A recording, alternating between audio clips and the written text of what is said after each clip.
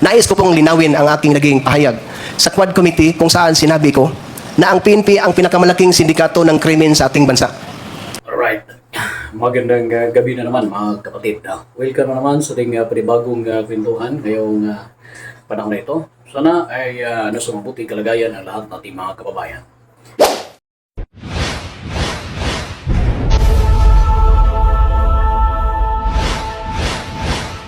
Ngayon, alam naman natin na ngayong araw ay ginawa ang panglima na joint public hearing ng Quadcom.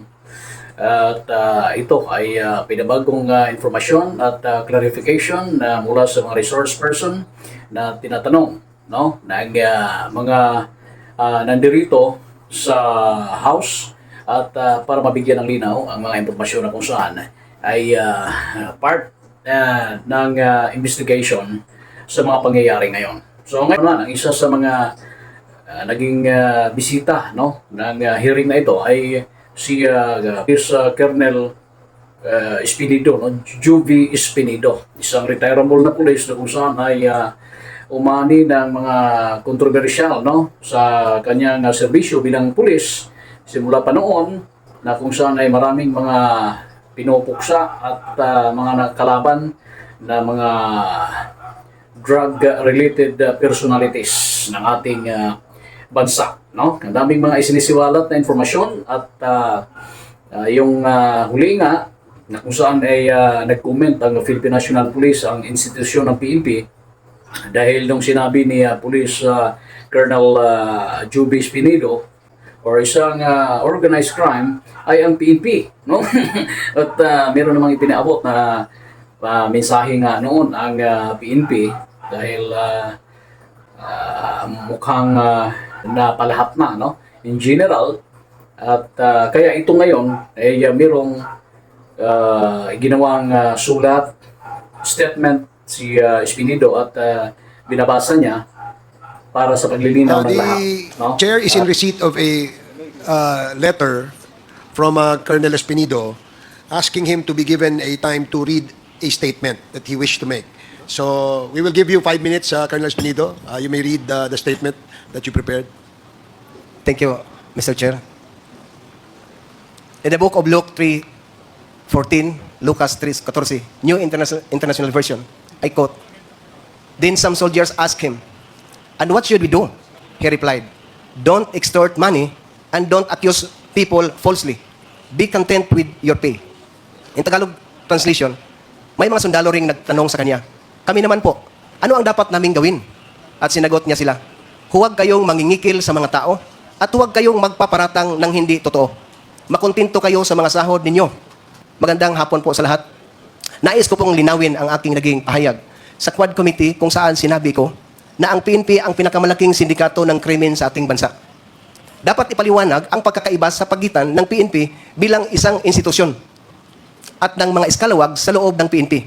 I repeatedly expound in my last Quad Committee hearing. Mahal ko ang PNP. I love the PNP organization na aking pinagsilbihan sa loob ng 28 taon, 28 years. Kaya't nagpakasakripisyo ako. Ang aking serbisyo sa organisasyon ay ang kabuhayan ng aking pamilya. Humingi ako ng paumanhin kung ang aking pahayag noong ika-28 ng August 2024 ay nagdulot ng kontrobersiya dahil sa maling interpretasyon. Ang layunin ko sa pagtistigo sa harap ng Kongreso ay hindi upang ilagay sa kahihiyan ang organisasyon, kundi ipaalala sa mga nagsisilbi, mga opisyal at mga hindi opisyal ang kanilang sinumpaang tungkulin na maglingkod ng may sigasig, dignidad at integridad. Humingi din ako ng paumanhin sa mga opisyal na nagsilbi ng may sigasig at pagmamahal sa mga retiradong empleyado ng PNP na nagkaroon ng lakas ng loob na magsalita para sa tama at sa kanilang mga pamilya. Nais kong bigyang diin na hindi ko kailanman intensyon na magduda o magdulot ng pinsala sa dangal ng Philippine National Police. Bilang isang organisasyon, lalo na't ako'y nagsisikap na mamuhay ayon sa mga marangal na prinsipyo na kanilang kinakatawan. Ayon sa aking paglilinaw, sa panahon ng aking pagtistigo sa nasabing pagdinig, ang tinutukoy ko ay ang mga kasapi nito na nag-abuso sa kanilang autoridad at impluwensya sa anyo ng papatupad ng batas na nagdigdigay daan sa patuloy na paglaganap ng droga sa bansa na humahadlang sa pag-unlad ng ating bansa at sumisira sa tiwala ng publiko sa atin, mga nakasuot ng uniforme. At yun, yung paglilinaw niya na yung mga sangkot sa mga illegal activities, member ng Philippine National Police. No? At iniiwas na, inilayo na kaunti yung institusyon which is ang Philippine National Police. Okay? So ito guys, Ng buong pakikinggan katapatan, natin yung part. hindi ko layunin akusahan ang mismong institusyon bilang isang sindikato, kundi ang mga aktibong miyembro nito na pinili ang ilagay ang institusyon sa masamang liwanag. Sila ang kumikita sa pamamagitan ng pagprotekta sa interes ng mga kriminal, imbis na ipagtanggol at protektahan ang bansa at ang ating mamamayan na dapat nating paglingkuran at protektahan. Sila ang bumubuo ng sindikato sa loob ng PNP. Apat lang na halimbawa ko sa lahat na ang member ng PNP na magsasabi ako na nandyan ang pinakamalaking organisasyon ng criminal groups. Number 1, 2013, sino ang involved na nangyari ang Ninja Cups? PNP. Even that si PNP itself is the one. Kung natandaan natin yan, ang Ninja Cups, saan yung galing? Pangalawa, yung Korean businessman na kinidnap, pinatay sa loob ng Kampo Krami. Sino naman ang involved? That is PNP EIDG, Anti-Illegal Drugs Group. Member ng PNP, sabihan ko na lang member ng PNP kasi allergy ang PNP kung hindi natin nalagyan ng PNP, members.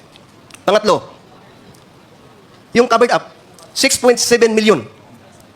Sino ang involved? Ang PNP, pidig na naman.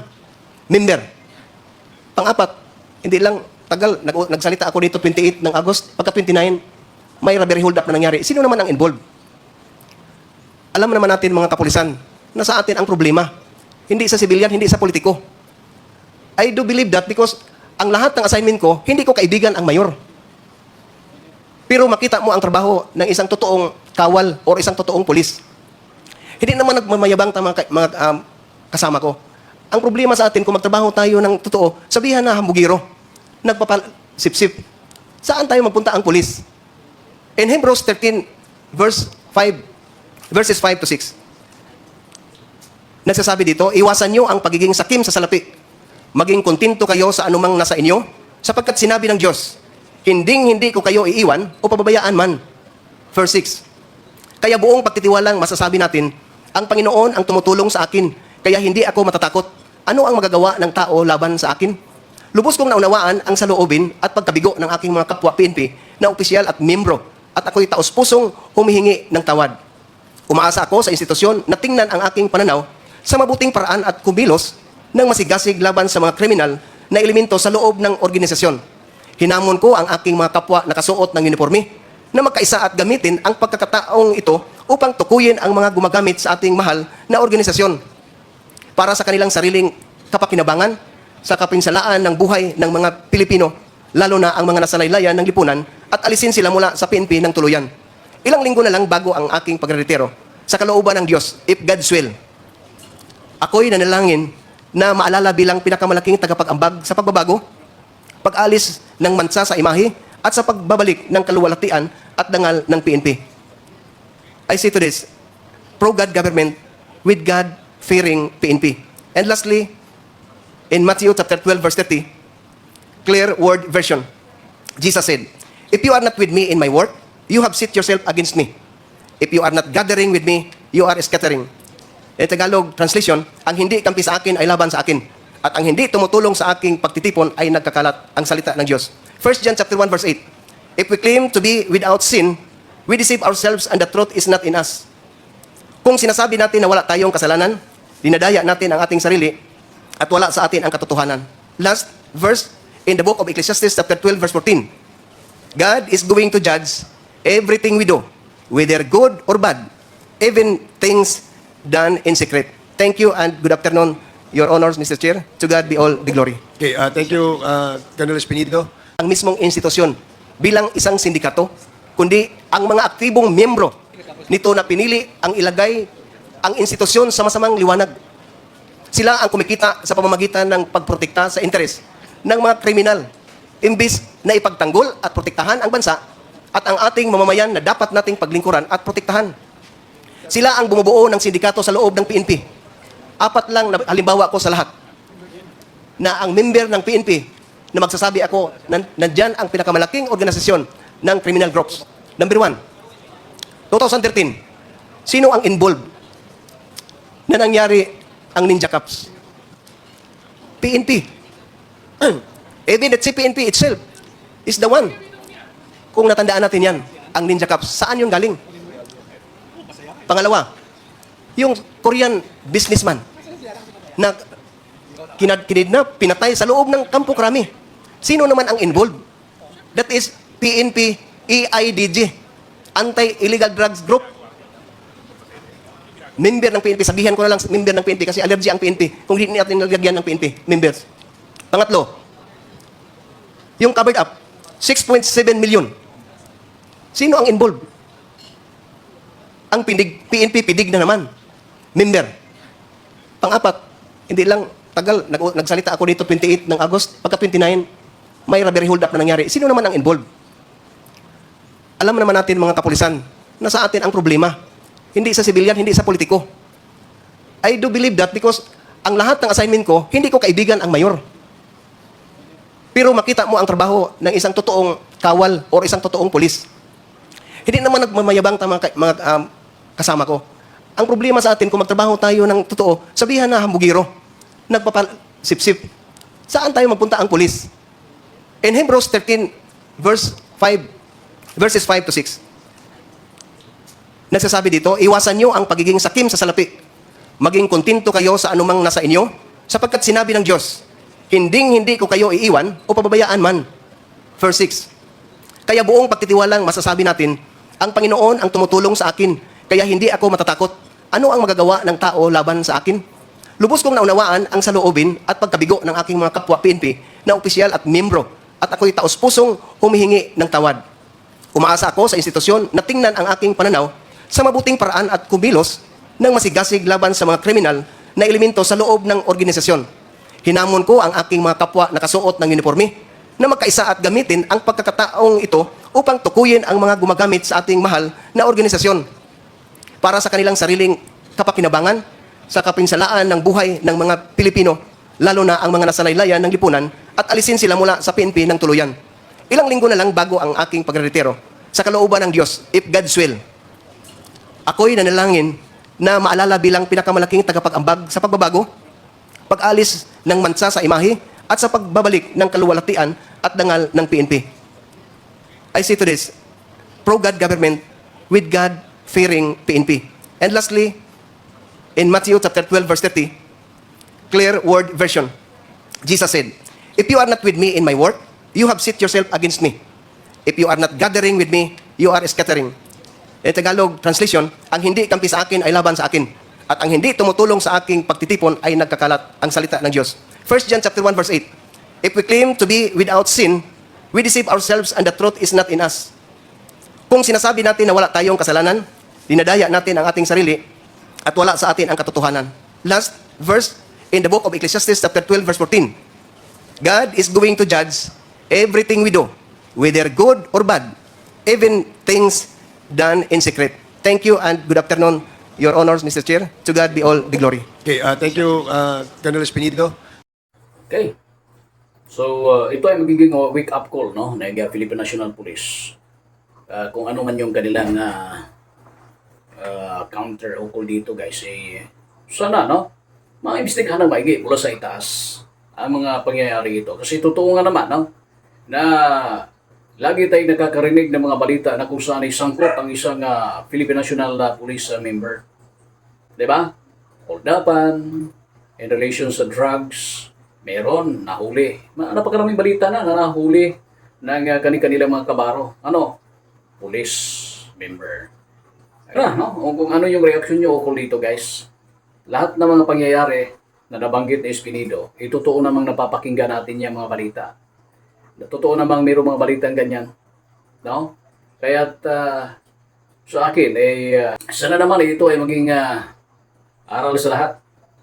Kung hindi papanig sa kasamaan ang Philippine National Police, ang institusyon ng PNP, ay sana ay baguhin at manmanan at gagawin pa kung ano yung mga karagdagan tama na gagawin upang ito ay hindi na magpapatuloy kung totoo man ito mga ito ang iilan, no? Kung ano man yung kanilang kontra at reaksyon ukol dito, kung ito ay sa tingin nila na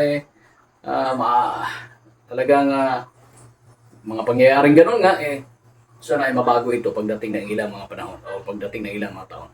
Pagdating ng araw ay talaga ay mabago ito, guys. So maraming salamat, no? Sa lahat natin mga mga ka-Gym 5 na nakikinig. Kasi ang hangad lang natin dito ay masuportahan kung ano man yung tama.